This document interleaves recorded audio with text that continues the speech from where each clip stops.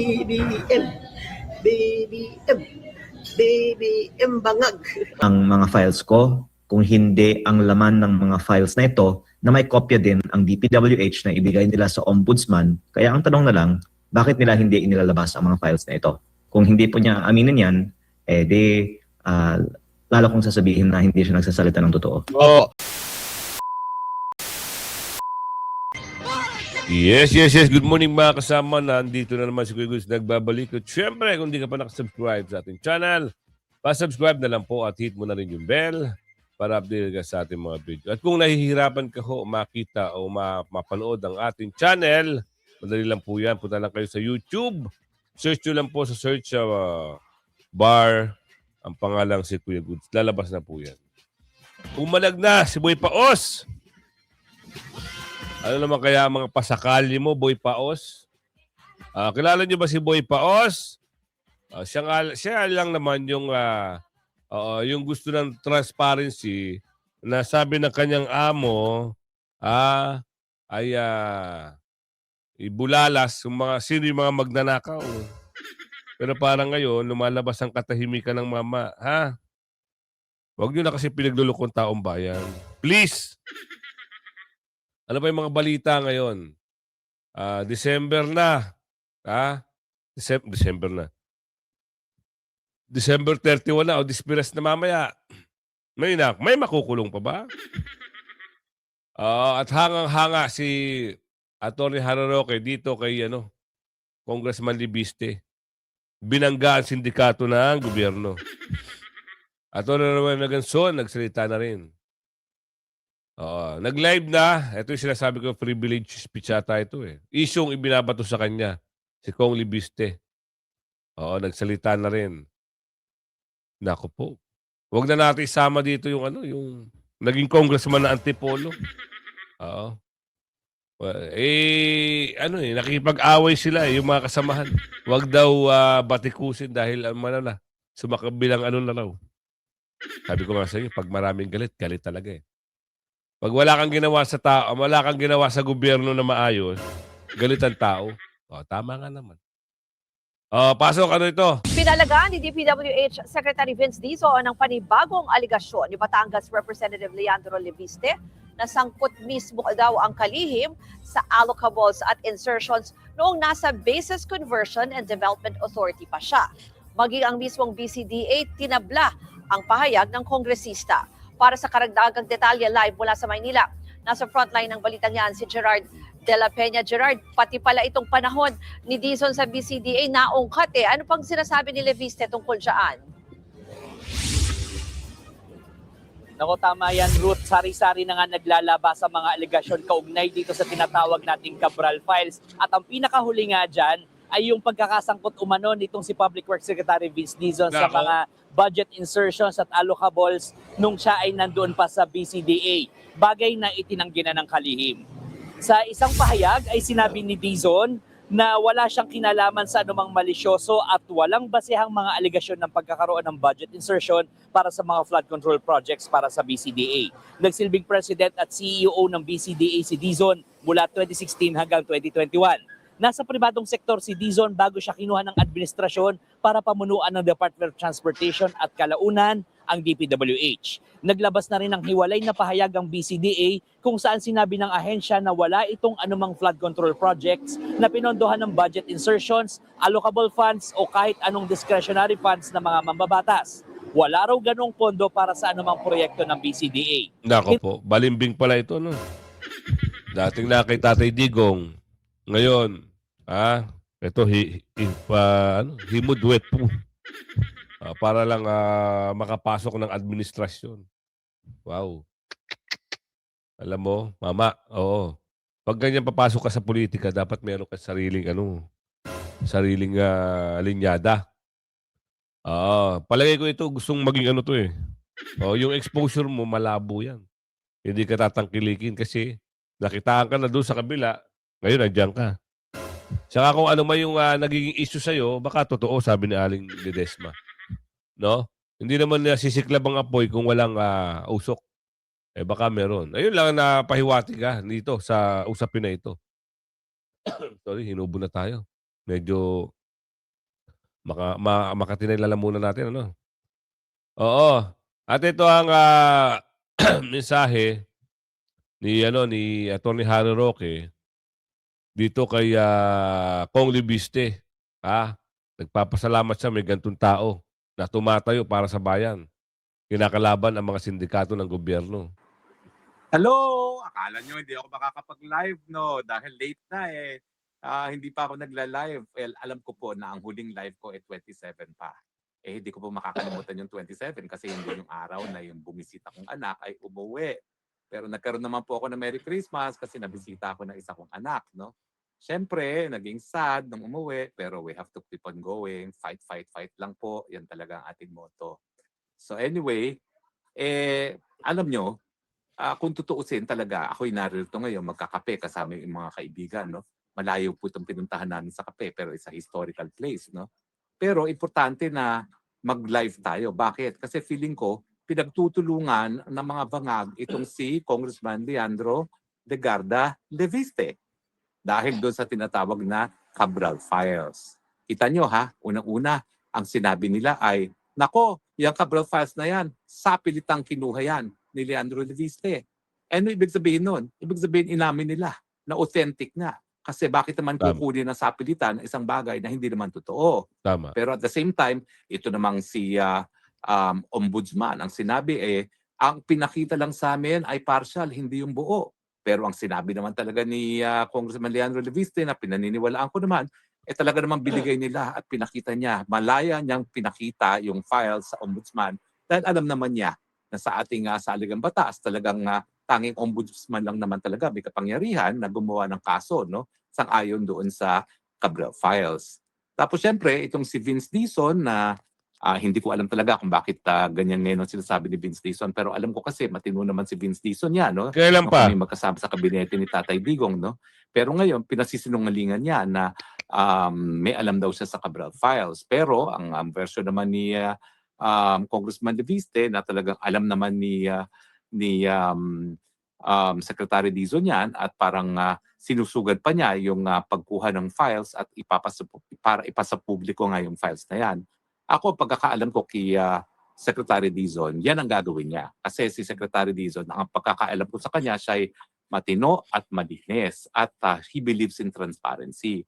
Kaya nung sinabi niya na talaga may basbas pa nga yan ni Secretary Dizon, walang kaduda-duda yan na yan talaga ay binasbasan ni Secretary Dizon. Hindi ko lang alam kung bakit ngayon ay umaatras siya at sinasabi niya na hindi niya ino-authenticate yung mga dokumentong yan.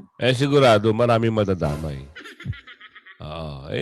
Sangkot ang napakadaming kongresista diyan sa files na yan. 'Di ba? Pag parang umuo siya, dawit-dawit. Hindi magiging merry. Hindi magiging happy ang holiday nila. Pag kumanta, ganun talaga gagawin niya, cover up na, sabi ni Aling Ledesma. Maka-cover up na yan. Tapos, ipapasok nila ang issue sa impeachment na. Tapos na Mamayang gabi, tapos na ang 2025. So, papasok na ang January. Lalong iinit ang bakbakan sa politika, maniwala kayo sa akin. Kaya, wag na wag kayong aalis sa channel natin. Bibigyan ko kayo ng mga informative, mga reaction video. Magbabakbakan talaga. Bakbakan na talaga yung usapin sa politika. Yung mga taga-mountain, sila yung mga mahilig mag-file na impeachment, yan. Tuloy. Obviously, kaya yan na siguro sinusuppress ngayon to the point na hindi pa pinayagang mag-privilege speech itong si Kong Leviste sa Kongreso nung huling session ng Kongreso ay dahil gusto nilang isuppress kung anong nilalaman ng Cabral Files. Ano ba nang alam natin sa nilalaman ng Cabral Files? Unang-una, diyan natin malalaman yung 100 billion na insertion din ni Bangag dun sa 2025 budget at saka posible rin na baka nandun din yung 2026 budget na 100 billion din na sabi naman ni Congressman Zaldisco ay meron talaga, no? At siya pa nag-deliver ng 25% ni Bangag, no? Pangalawa, yung mga cabinet secretaries na talagang may mga sarili silang mga insertions at syempre ang pinaka-importante, sino-sino sa mga congressman at senatong talaga ang merong mga Yun. Sino-sino sa Kong at mga sinatong. Kongkotong at sinatong. O, bansag ano? Kaya parang mangyayari dyan, sinabi na rin ni Mike, former Congressman Mike Defensor, na lahat yan ay scripted na. Oo. Wala makukulong na malalaking isda. Agoy, agoy, agoy. O, eto tayo. Tony Guanzon, Birahe. Sino-sino ang mga pag-uusapan ngayon? Nagpapa-Christmas ako. Oh. Konting merienda, may games, tapos may raffle prizes, tapos namimigay ako ng pang Noche Buena. Yan. Hindi 500 Personal ko na pera, hindi sa tax nyo yung mga walang hiya na mga congressman at congressmen, women, mga puta. Christmas bonus ba naman sa sarili nila at sa ang mga staff okay lang yung Christmas bonus. Empleyado yun. 2 billion daw. Take home daw ng bawat congressman, yun? Ilang milyon yun itong Pasko nito. Mga puta. Yung mga magnanakaw kayo. Dapat nga hindi nyo sa ganitong deficit, hindi na nga kayo nagpapasweldo. Tama, Animal, tama. kayo mga congressman, mga corrupt. Malapit na eleksyon, isa-isahin ko mga pangalan nila. Huwag nyo sila iboto. Ma'am, baka i-abla kanila ng libel. Puta, you fall in line. Haba ng pila dyan sa libel, Not my age, I'm 68. I have practiced law in an ethical manner, to the best of my ability. For more than 20 years. I taught law in UP in San Sebastian. I also taught local government law in San Sebastian. Also in FEU Lasal program noon. Marami na akong tinuruan. Pati sa Philippine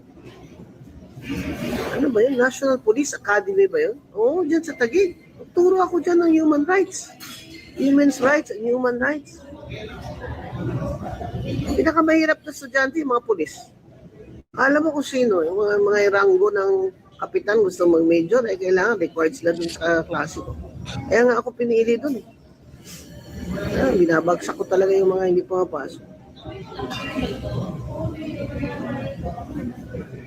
Tsaka yung tatayo sila pagpasok ko. Tatayo sila pag alis ko. Hindi sila sanay. Tsaka yung mga pulis kayo, mag-schooling kayo habang maaga. Kasi pag matanda na kayo nagsuschooling, hihiyabang nyo na. Kala nyo ang ranggo nyo will matter. Kaya palagi ko nga, 1 sem lang ako dun kasi parang binagsak ko yung kalahating klase. Parang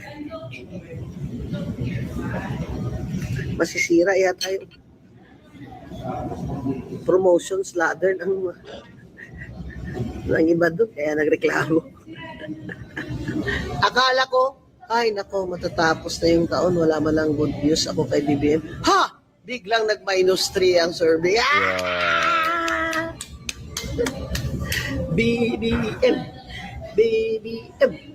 BBM, bangag. They're very buena ma. Pero yung mga hindi that rich, na lalo na yung nag-asawa lang ng rich, na may mga asinda. Ayun na ha. Kita niyo sino yung binanatan niya. Si Bangag. Diba? Ito mas maganda. Nagsalita na ho si Kong Libiste patungkol sa binabato sa kanya na paratang na alamin natin yan dito sa balita. Congressman Leandro Legarda Liviste. Congressman, magandang gabi. Mayong gabi, Admar Vilando, kasama si MJ Mondihar dito po muli sa SMNI. Happy New Year, sir. Happy New Year po sa inyong lahat, and glad to be on your show before the New Year because ang aking New Year's resolution ay to make less enemies, pero hindi pa yan effective ngayong gabi. Kaya sasagutin ko lahat ng inyong mga tanong. Opo, at syempre naunguna po dyan kasi kumalat po yung video, yung CCTV video, pati po yung larawan na may paper cut, na sugatan daw po. Ano po ba yung katotohanan po dito sa side po ninyo, Congressman? Kayo po ba ay pinilit na kunin yung mga dokumento bagamat hindi malinaw doon sa CCTV na nagkaroon ng komosyon, pilitan dahil wala naman CCTV sa loob, pero sa labas naman medyo maayos naman ang inyong usapan with Undersecretary Cabral? Thank you for acknowledging that the CCTV actually proves that okay naman kami ni Undersecretary Cabral dahil naglalakad kami at hawak ko yung papel at discuss nga po namin. And I vehemently deny any allegation that I illegally obtained documents from the DPWH because these were given to me with the approval of Secretary Vince Dizon. And it took him a number of days to even reply to my initial Facebook post. I have also been saying since November in public that I have had these. And I've also been discussing with him since September the public release of these files. And ang katotohanan po kasi maraming mga kumakausap sa akin at sa kanya na wag ilabas ang mga files na ito dahil marami pong mga taong nakapangalan sa listahang ito. At siguro naman po nakikita ng publiko na ang importanteng topic ay hindi ang mga files ko, kung hindi ang laman ng mga files na ito na may kopya din ang DPWH na ibigay nila sa ombudsman. Kaya ang tanong na lang, bakit nila hindi inilalabas ang mga files na ito? Opo, yung insidente na yun, sir, kailan po yun naganap? September 4. Oo, tapos ngayon lang sila nagsabi na merong ganun na parang sapilitan na pagkuha. Tama po. Opo. Sir, yung pagpunta nyo po doon, nagpaalam po ba kayo muna? Nagsabi ba or nag-usap ba kayo ni Secretary Vince na pupunta ko dyan sa opisina, hihingin ko yung kopya or kausap nyo po si Undersecretary Cabral o diretso na kayo pumunta po doon? Nag-set po ako ng meeting through Director Alex Bote sa opisina ni Yusek Cabral. And actually, nung June 11, nandun din po ako to meet Yusek Cabral and binigay niya sa akin yung kanyang high-level budget allocation formula na ang tawag po niya ay kanyang baseline budget managed o BBM formula kung paano na-compute niya yung 401 billion pesos allocable budget per congressional district. Nagsulat din po ako sa kanya a month later asking for the detailed breakdown ng mga budget allocations na ito. At nung na-appoint si Sec Vince September 1, naisip ko na baka kung noon hindi ito ibinibigay ni Secretary Bonoan, mas may chance ngayon. Kaya naisip ko na pumunta that day. And ako po ay napapasalamat na nung nandun ako, tinawagan ni Yusek Cabral si Sec Vince kung maaring ibigay sa akin. Tapos nag-call back din po si Sec Vince. At ang sinabi po ni Sec Vince, okay na ibigay sa akin in the spirit of transparency. Sabi ko nga po kay Sec Vince, maganda kung isa publiko natin ito. At sabi niya, oo, isa sa publiko nga niya. Kaya ko nga din, hindi ito ginawa sarili ko dahil ang expectation ko, mas maganda, DPWH ang gumawa. And I believe nung September, mas idealistic pa siguro si Sec Vince, pero siguro marami ng kasing mga napagkasunduan siya in terms of what he can and cannot do to remain in his position. Kasi siya naman po ay nandyan lang at the pleasure of his appointing authority. Kaya wag natin pong sisihin si Sec Vince personally at mahirap po ang kanyang posisyon. Kaya minsan baka hindi siya pwedeng magsalita ng totoo.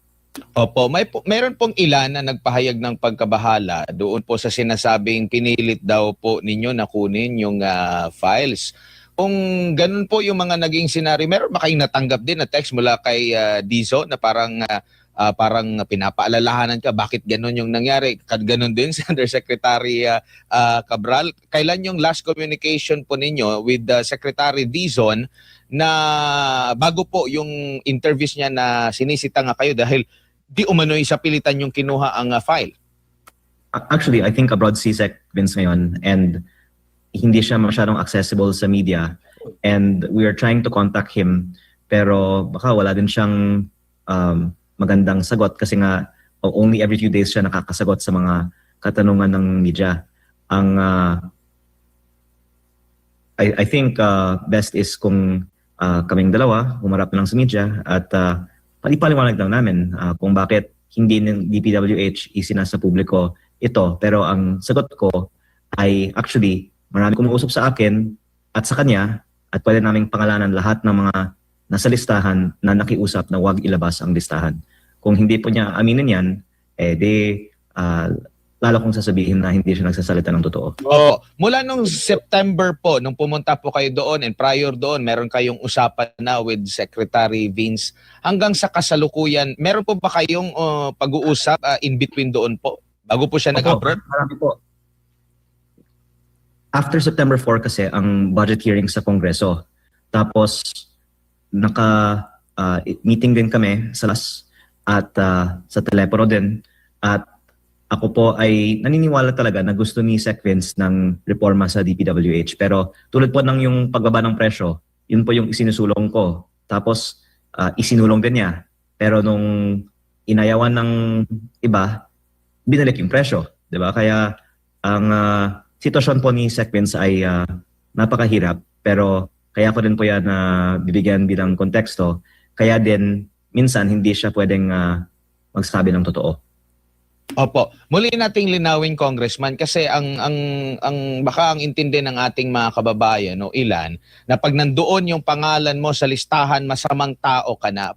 Once and for all po, pakipaliwanag po, once na nandoon yung listahan, ano ba ang palatandaan na mayroong something mali doon or hindi mali na maging proponent ka, considering parang yan na yung nagiging kalakaran na magdala ng proyekto ang mga kongresista sa kanilang mga distrito, kasi hahanapan din sila ng nakasanayan din ng kanilang mga constituents na pag ikaw si congressman, dapat meron kang proyekto dito sa amin. Ang masama I think is the fact na itinatago. Kasi kung isinasa publiko ng isang mambabatas ang mga proyekto na pinasok niya sa kanyang distrito, yan ay patunay na hindi siya kumita sa proyekto. Pero the fact na ang daming ayaw na lumabas ang kanilang mga pangalan ay I think a reason to believe, corroborated by the fact na ang sinasabi ni former Undersecretary Bernardo ay almost 100% ng mga bids sa DPWH ay luto, na may mga commission nga in many cases para sa mga proponents ng mga insertions. At ang mga presyo nga talaga ng mga proyekto ng DPWH ay mataas, ang kalidad ay madalas substandard. Kaya ang sinasabi ko ay halos lahat siguro ng mga DPWH projects ay may kickback. Kaya may mabuting dahilan siguro para ayaw ng marami na lumabas ang listahan. Opo. And doon po sa nangyari at naipalabas na videos doon sa CCTV at mismo yung taga-side ng DPWH ang naglabas po, ito ba ay nagpapatunay na legit na ang inyo pong hawak na dokumento galing talaga sa DPWH at hindi na kailangan pa na i-verifika? Yun ang funny thing about the DPWH saying na I illegally obtained the files, na kinocompare man nila na talagang galing sa kanilang files na ito. And the fact na ayaw nilang lumabas, kung peke lang naman, dapat sabihin nila, sige, labas mo, peke lang naman eh. Diba? At the same time, sinasabi ng iba naman na bakit may mga pangalan ng mga taong patay. Hindi ko naman problema yun kasi hindi naman akong gumawa ng listahan. Tama. Kaya tama ka po, ito po ay patunay na authentic ang listahang ito. Opo. Now ngayon po, ang inyo pong kaibigan na si Representative Ridon ay meron namang pong parang babalaba or pahaging na posibleng ma-ethics po kayo dahil po dito sa sinasabi daw na nanggipit kayo doon sa DPWH. Ano pong komento niyo rito po, Congressman? Sir, mag-share ako sa iyo ng sekreto. Gustong-gusto kong i-ethics nila ako para may oportunidad ako na ilabas lahat ng mga alam ko tungkol sa mga gawain sa Kongreso.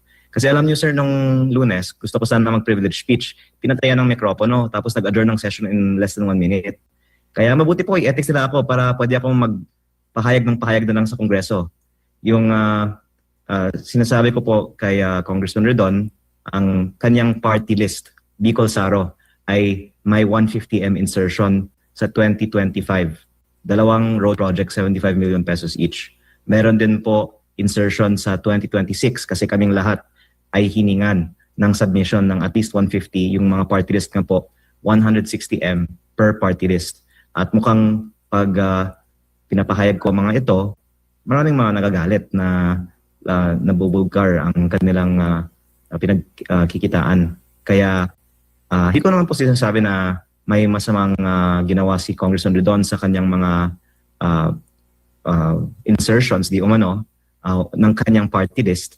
Pero mabuti po kung isagot na lang niya kung meron man siya o hindi insertions sa 2026 budget mismo o ng kanyang party list na sinabi ko po sa unang pahayag ko, kanyang party list ang may insertion sa 2025 budget. Ngayon, tungkol sa kanyang sinabi na i-ethics niya ako dahil sa illegally obtaining the file, parang nakakatawa talaga para sa karamihan ng mga Pilipino na kahit na sinasabi ng iba na ang priority natin ay sugpuin ang corruption, ang preoccupation naman ng iba in the last few days ay ang dami pong mga opisyal na nagpahayag na ang files ko ay hindi dapat maging ebidensya sa korte, so on and so forth. Parang pinapakita nila na ayaw nila talagang sugpuin ang corruption. Gusto lang nila. Yun nga ang mali eh.